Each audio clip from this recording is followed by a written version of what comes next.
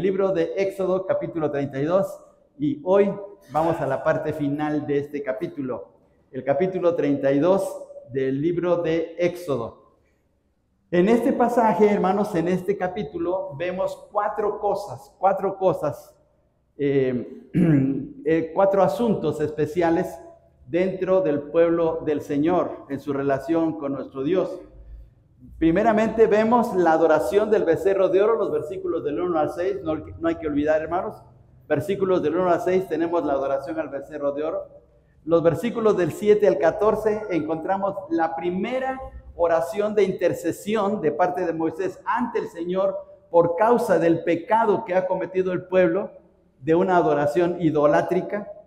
Luego tenemos, hermanos, la parte que va del versículo 15 hasta el versículo 29, que tiene que ver con la posición de liderazgo de Moisés y de Aarón, y que hay una situación ahí de confrontación entre Moisés y Aarón por causa del gran pecado que han cometido, y viene el castigo de parte de Dios para su pueblo a causa de haber caído en ese pecado tan grande. Y la última parte va del versículo 30 hasta el versículo 35, donde encontramos la segunda intercesión de Moisés hacia su pueblo, a favor de su pueblo. Entonces vamos a ver en esta noche los versículos del 30 al 35, y el título de la meditación del mensaje es una intercesión dolorosa, una intercesión dolorosa.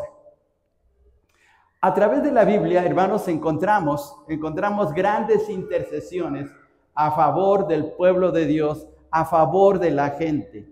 Por ejemplo, hermanos, encontramos en el capítulo 18 de Génesis cómo Abraham está intercediendo por Sodoma y Gomorra, cómo negocia Abraham con el Señor diciéndole que si cae el juicio de Dios y hay 50 justos, Dios que es el juez de todo el mundo, el juez justo, ¿cómo va a permitir que mueran 50 justos? Y el Señor le dice a Moisés, pues si hay 50 justos, no la destruiré. Y Moisés vuelve a decirle, Señor, ¿y si hay 45? ¿Y si hay 40? ¿Y si hay 30? ¿Y si hay 20? Y empieza a negociar con el Señor. Y ahí vemos una de las tremendas intercesiones de parte de Abraham hacia el Señor. Otro ejemplo lo encontramos en el primer libro de Samuel, cuando Samuel intercede a favor de su pueblo porque han escogido un rey haciendo un lado al Señor. En el capítulo 8 de 1 de Samuel, Israel toma la decisión de escoger a Saúl, o bueno, de pedir un rey que sea semejante a las naciones paganas, y se elige más adelante a Saúl, y fue una mala decisión que tomó Israel, que les trajo consecuencias graves. Y ustedes se acuerdan de todos los conflictos que tuvo Saúl contra David y todos los problemas que hay. Pero Samuel, que en ese momento todavía estaba con vida, intercede a favor de Israel, le pide al Señor que les ayude, que intervenga, que les dé la victoria contra los filisteos.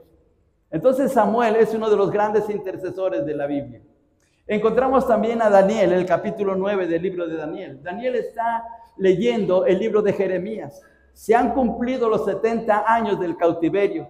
Y el capítulo 9 del libro de Daniel está la gran intercesión de parte de Daniel a favor de su pueblo. Y una de las cosas grandiosas que podemos ver en esa oración del capítulo 9 de Daniel es el hecho de que Daniel se hace partícipe de la situación espiritual de su pueblo. Él no dice Israel o mi pueblo pecó y le falló a Dios. Él dice pecamos, fallamos. Se hace parte de ese problema. Daniel se une a la situación de su propio pueblo. Se solidariza con la situación espiritual de Israel o de Judá por ese cautiverio. Y es una de las grandes intercesiones. Pero no encontramos una intercesión más grandiosa en toda la Biblia que la intercesión del Señor Jesucristo en el capítulo 17 del Evangelio de Juan. Se le llama a ese capítulo la oración sacerdotal del Señor Jesús, la oración intercesora.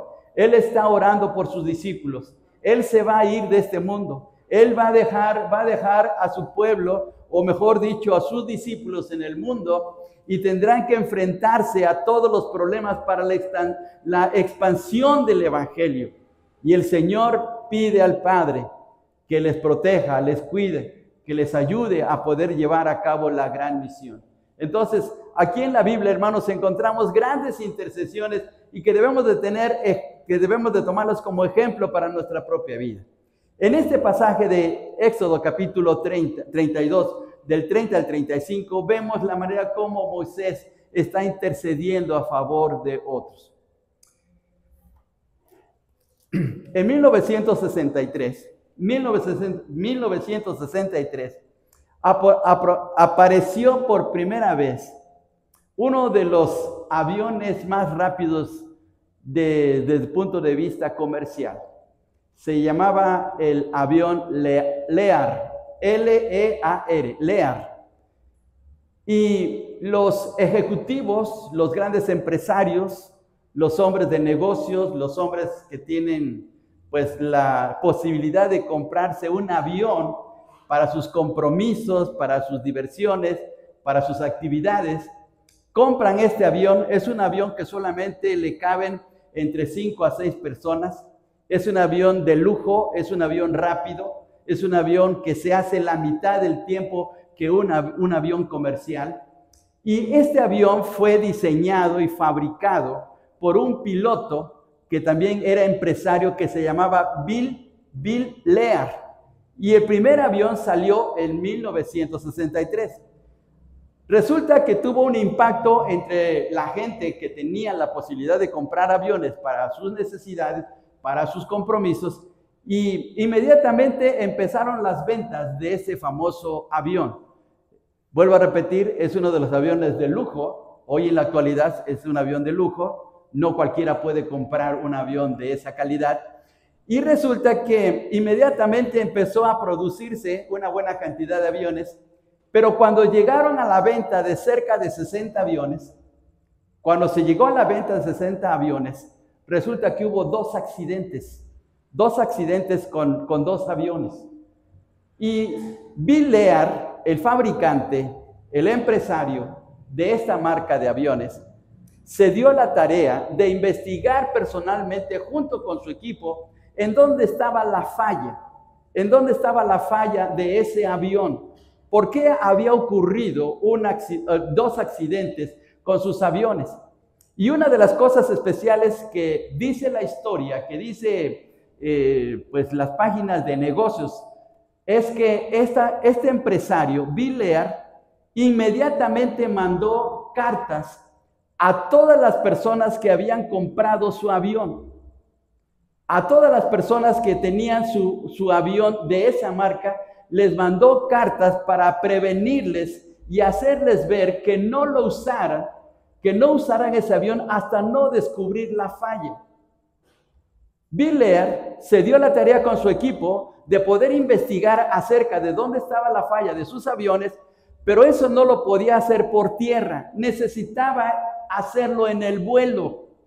Necesitaba saber cómo estaba funcionando ese avión. Entonces él personalmente, siendo un piloto, tomó uno de sus aviones e hizo un viaje de prueba. Y dice la historia que en ese viaje de prueba su avión le empezó a fallar. Él encontró la falla, él se dio cuenta en dónde estaba el problema de ese avión y casi pierde la vida, si no es por la pericia, la experiencia que él tenía, que logra controlar el avión, pero él se da cuenta en dónde está la falla. Se dice que se tardó 2 años en reparar las fallas de todos los aviones que había vendido. Perdió muchos millones de dólares, pero lo más importante para él no eran los aviones, eran las vidas de las personas que usaban sus aviones. Para él lo más importante era la vida de la gente y no le importó invertir y perder millones de dólares para encontrar la falla, al fin de que la gente que utilizara sus aviones tuviera la plena seguridad. Qué buen empresario. Podemos verlo desde el punto de vista de los negocios, de la empresa, qué buen empresario, porque vio lo importante que es la vida humana. Otro hubiera dicho, pues si les falla, ese es su problema, al cabo yo ya los vendí, ¿no? Podía pensar de esa manera, pero no es así. Los aviones Lear son uno de los aviones de lujo más vendidos en el mundo y mucha gente le tiene tanta confianza precisamente porque el equipo de Bill Lear son muy dedicados a cuidar la seguridad de la gente. En ese sentido, podríamos pensar que Bill Lear estaba intercediendo a favor de la vida de la gente para que no tuvieran accidentes. Y en el caso de Moisés así fue. Él estaba interesado en la gente. Estaba interesado en su propio pueblo. Y veamos los versículos del 30 al 35, lo que ocurre en esa segunda intercesión. Versículos del 30 al 35. Y aconteció que al día siguiente dijo Moisés al pueblo: vosotros habéis cometido un gran pecado, pero yo subiré ahora a Jehová, quizá le aplacaré acerca de vuestro pecado.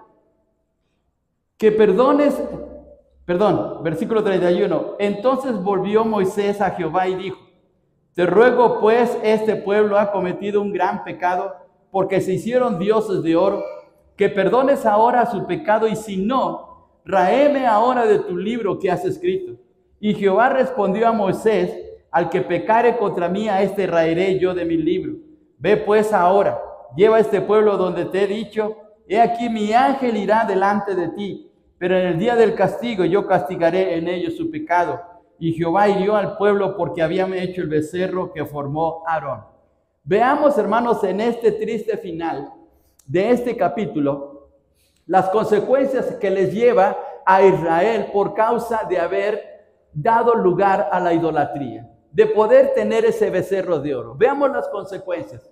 Al final del pasaje encontramos que Dios disciplina a su propio pueblo, pero hay un hombre que se pone entre Dios y su pueblo. Hay un hombre que está en medio para poder defender a su gente. Y aquí tenemos, hermanos, otra vez una de las características de un verdadero líder. Un líder de Dios, en primer lugar, ama al Señor con todo su corazón, pero también ama a su pueblo. Aun cuando ha fallado, aun cuando ha pecado, ama a su pueblo.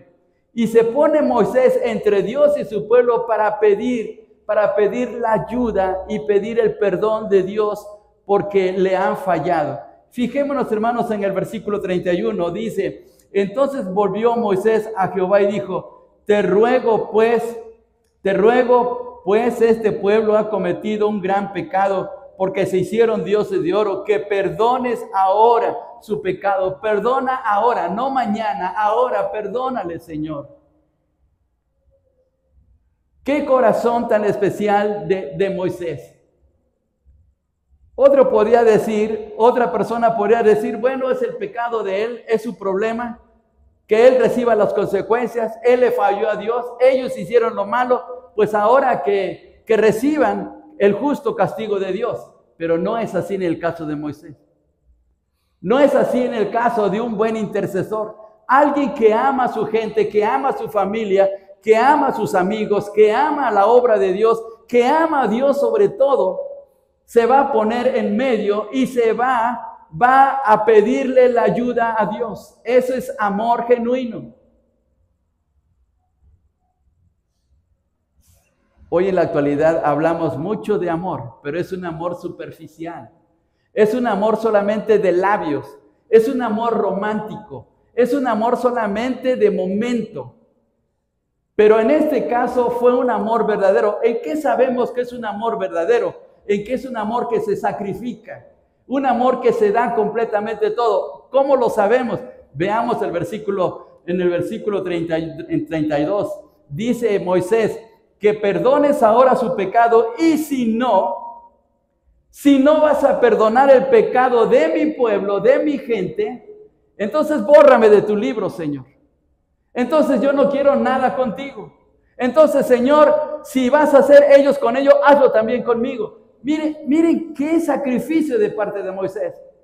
Si vas a afectarles a ellos, si vas a dejar caer tu ira y los vas a castigar, castígame también a mí. Bórrame de tu libro. Mire, eso se llama amor que se sacrifica. Ese es el amor ágape. Ese es el amor de 1 de Corintios 13. No es un amor de palabra, no es un amor de hacer corazoncitos en los árboles. Es un amor real en donde se da la vida a favor de aquellos que aman. Aquellos que se aman, mire, es fácil y ese es el gran problema de nuestra actualidad, que solamente vivimos en el hedonismo. ¿Qué es el hedonismo? El vivir en el placer, vivir en la alegría, vivir el momento, vivir el instante de felicidad, pero no la entrega. Se le dice a la chica, te amo, te quiero, pero en los primeros momentos de cambio, mira, ahí nos vemos, vete por tu rumbo, yo me voy por mi rumbo. Ese no es amor verdadero, ese no es amor que se sacrifica. 1 de Corintios dice que el amor es sufrido.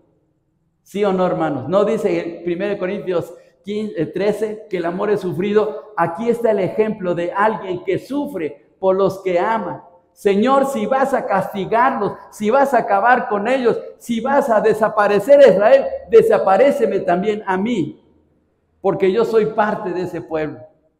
Miren qué bendición tan tremenda y qué ejemplo de liderazgo de parte de Moisés. Otros podríamos decir, bueno, ese es su problema, que Dios se acabe con ellos y yo me libro. Eso sería fácil, hermanos, pero no en el caso de Moisés. Hay un ejemplo más en el Nuevo Testamento. Solamente en la Biblia hay dos ejemplos en toda la Biblia de hombres de Dios que estuvieron a sacrificar su propia vida, su propia salvación, por la salvación de otros. ¿Quiénes son esas dos personas? Uno es Moisés, que lo estamos viendo. El otro es el apóstol Pablo. Romanos capítulo 9, por favor, les invito a que vayamos a Romanos capítulo 9. Veamos la posición del apóstol Pablo en este pasaje. Romanos capítulo 9, por favor. Dicen los primeros versículos, los versículos que van del 1 al 3. Veamos las expresiones, las palabras que nos dice el apóstol Pablo aquí en Romanos capítulo 9, versículos del 1 al 3. Verdad digo en Cristo, no miento, y mi conciencia me da testimonio en el Espíritu Santo, que tengo gran tristeza. Mire la expresión del apóstol Pablo, que tengo gran tristeza y continuo dolor en mi corazón, porque deseara yo mismo ser, ¿y qué palabra utiliza el apóstol Pablo? Anatema. ¿Sabe lo que significa la palabra anatema? Significa maldición o maldito. ¿Se da cuenta de la magnitud de las palabras del apóstol Pablo? Y veamos, vamos a terminar el versículo 3. Dice, porque deseara yo mismo ser anatema, separado de Cristo. ¿Pero por qué? Por amor a mis hermanos, los que son mis parientes según la carne. Miremos cómo aquí el apóstol Pablo está haciendo lo mismo que Moisés. Del capítulo 32. Prefiero mejor perder mi vida, perder mi salvación, ser una maldición, pero que mi gente se salve.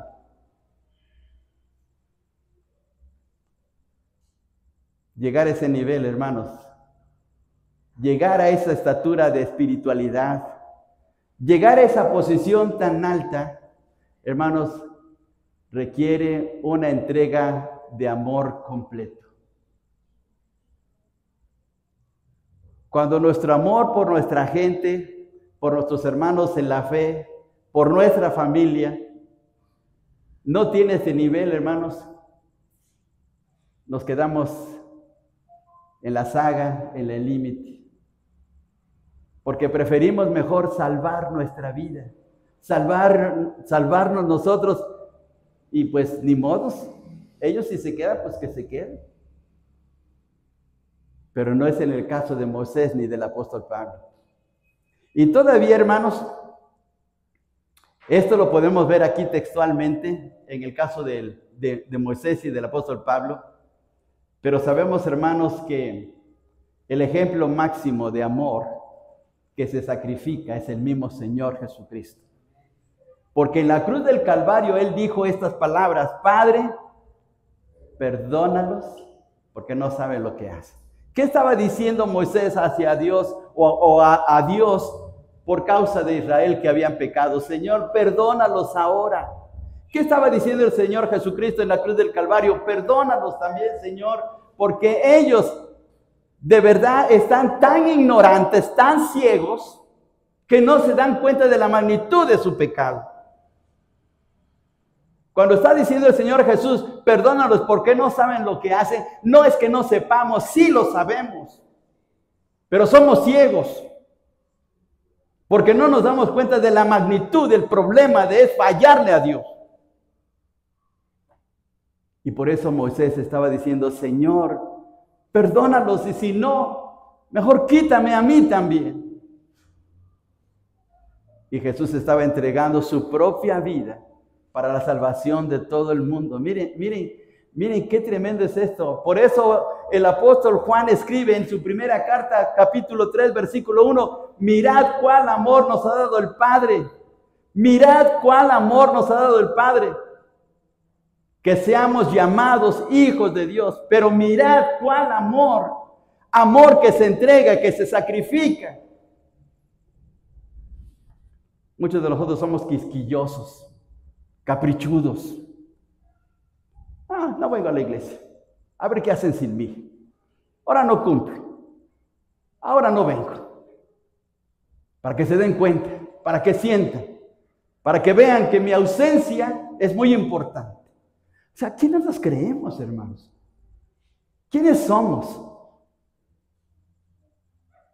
Como que tomamos nosotros la posición del becerro de oro, nos hacemos becerritos de oro, en donde deben de adorarnos, deben de aplaudirnos, deben de considerarnos, deben de tomarnos en cuenta, porque si no, nos enojamos y hacemos el caprichito y nos encerramos en nuestra casa y no venimos. O sea, ¿qué clase de adoración a Dios? ¿Qué clase de amor a Dios es eso? ¿Qué clase de amor es para el pueblo de Dios? Es simplemente una falacia, una fantasía nada más. Pero aquí está el ejemplo de alguien. Hoy tenemos los ejemplos de quienes estuvieron dispuestos a dar su vida, de entregarse, de poder ser maltratados, incluso de perder sus vidas por amor a otros. Ahora, por favor, les invito a que vayamos hasta 1 Corintios capítulo 10, por favor. 1 Corintios capítulo 10. 1 Corintios capítulo 10. Dice en el versículo 14. Miremos este pequeño versículo, hermanos. Pequeño versículo, pero grandioso. Dice de la siguiente manera. Todos juntos. Versículo 14. 1 Corintios 10, 14. Dice así: por tanto, amados míos, huid de la idolatría. ¿Cómo los está tratando el apóstol Pablo a los hermanos de Corinto? Ahora, déjenme hacerles una pregunta bíblica. ¿Cuál era la iglesia más carnal de todas las iglesias del Nuevo Testamento? La iglesia de Corinto. Pero miren cómo los está tratando Pablo. Dice: amados míos, huid de la idolatría. Huyan de la idolatría, pero se está tratando con ese amor que se sacrifica, con ese amor que se entrega, con ese amor que se da completamente todo. Y veamos por favor ahora el versículo 24, de aquí de 1 Corintios capítulo 10, versículo 24. Leámoslo todos juntos, dice así: ninguno busque su propio bien, sino el del otro. ¿Buscamos el bien del otro, hermanos? Entonces estamos fallando como cristianos. Entonces no le estamos dando la gloria a Dios. Entonces solamente es palabrería, solamente es ilusión, solamente es una burbuja. porque no le estamos dando el lugar como debe ser entonces al Señor. Si no busco el bien de mi prójimo, si no estoy orando por él, si no estoy preocupado por su condición, si no estoy buscándole para poder animarle, entonces, ¿qué estoy haciendo? Y Moisés estaba en esa posición. Moisés estaba dispuesto mejor a sacrificarse y morir y perder su privilegio de estar en el libro de la vida, pero con la finalidad de que Israel fuera perdonado. Ahora, ¿Dios le perdonó? Claro que sí, Dios les perdonó. Y hace rato leímos un maravilloso texto. ¿Cuál es el texto que leímos, Obed? ¿Salmo qué?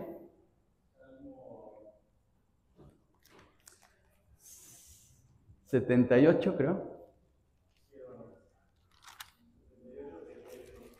Por favor, vayamos a este texto, por favor, Salmo 78. Salmo 78. Y sí, el versículo 38 dice de la siguiente manera. Miremos lo que dice este pasaje tan tremendo. Salmo 78, 38. Pero él, es decir, Dios, misericordioso, perdonaba la maldad y no los destruía. Y apartó muchas veces su ira y no despertó todo su enojo. ¿Por qué, hermanos? ¿Por qué? ¿Por qué Dios los perdonaba? Porque había un intercesor. Porque alguien que estaba a favor de ellos.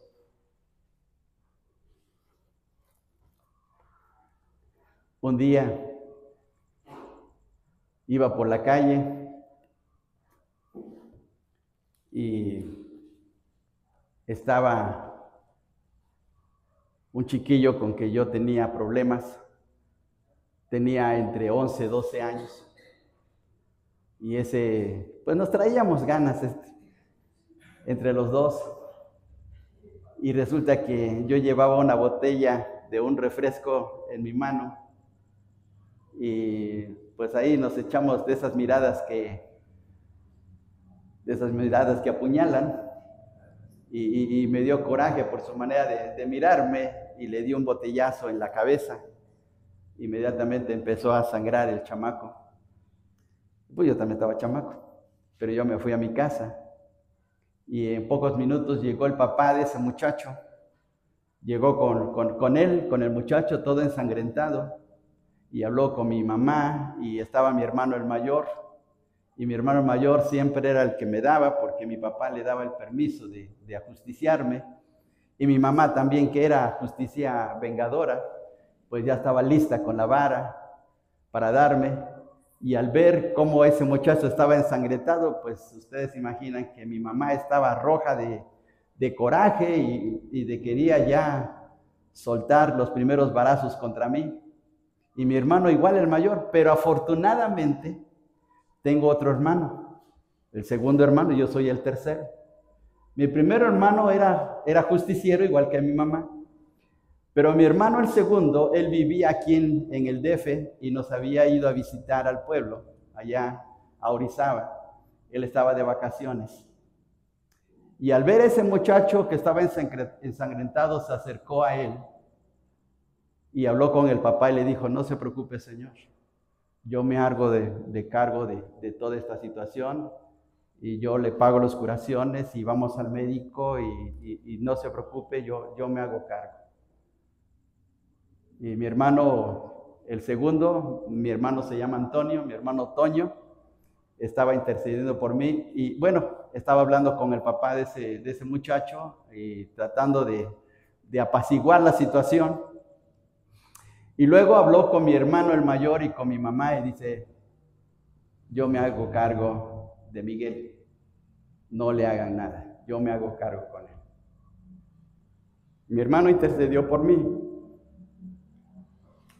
Ese día me salvé. Ese día no hubo varazos contra mí. Yo fui el más rebelde de los 7 hijos de mi papá y mi mamá. Pero por la intervención de mi hermano, me salvé.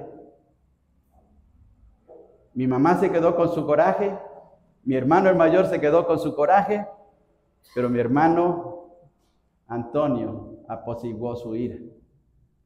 Moisés estaba apaciguando la ira de Dios.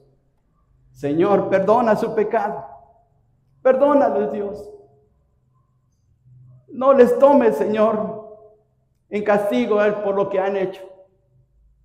Hazlo conmigo. Mírame a mí. Bórrame de tu libro si es posible. Pero no les hagas daño. Miren qué corazón de Moisés. Qué corazón de este hombre que amaba a su pueblo con todo su corazón. Y estuvo dispuesto a llevarlos por 40 años hasta colocarlos a la entrada de la tierra prometida. Es ese amor que se sacrifica. Y Dios hizo justicia, pero no los destruyó. Miremos, hermanos, los últimos versículos del texto. Dice de la siguiente manera. Los siguientes versículos, dice el versículo 33. Y Jehová respondió a Moisés: al que pecare contra mí, a este raeré yo de mi libro. Ve pues ahora, lleva este pueblo a donde te he dicho. He aquí mi ángel irá delante de ti, pero en el día del castigo yo castigaré en ellos su pecado. Y Jehová hirió al pueblo porque habían hecho el becerro que formó Aarón. Sí los castigó el Señor, pero no los exterminó. ¿Por qué? ¿Por qué Israel permanece hasta hoy, hermanos? ¿Por qué Israel es la nación todavía en la cual Dios sigue afirmando su pacto con ellos? Porque a través de la historia ha habido grandes intercesores. Y uno de los salmos dice: orad por la paz de Jerusalén. Y a través de la historia muchos han estado orando por Israel, orando por el pueblo de Dios hasta la fecha. Y seguimos orando por ese pueblo. Por eso es que Dios no los ha destruido y los se mantiene todavía con su pacto. Y un día vendrá el Señor para hablar con ellos y los va a restaurar. Y miren qué bendición, hermanos. Pero aquí tenemos el ejemplo de un gran intercesor. ¿Podemos ser igual que Moisés? Claro que sí, claro que sí. Si estamos dispuestos a amar al pueblo de Dios, si estamos dispuestos a sacrificarnos, si estamos dispuestos aún a dar todo lo mejor de nuestras vidas para que el Señor haga su obra en nosotros. Y lo puede hacer. Moisés no es el único intercesor. El más grande intercesor fue el Señor Jesucristo. Pero a través de la historia sigue habiendo intercesores a favor del pueblo de Dios. Oremos, intercedamos por la obra de nuestro Dios. Oremos por el pueblo de Dios. Clamemos por nuestros hermanos en la fe. Sigamos pidiéndole. Hermanos, leímos en la mañana el texto de que el trabajo que se hace en el Señor no es en vano. Nuestras oraciones no van a ser en vano. Sigamos clamando para que Dios haga la obra en nuestra propia vida y en nuestra propia gente. Que Dios nos ayude, hermanos, y veamos este ejemplo tan maravilloso de parte de Moisés, que es un ejemplo para nuestras propias vidas. Tomémoslo como parte importante de nuestras vidas y de nuestro liderazgo. Oremos, hermanos. Padre, te damos muchas gracias por tu palabra, gracias por tu enseñanza, gracias, Señor, por ejemplos tan grandiosos que tenemos en tu palabra para caminar en tu voluntad.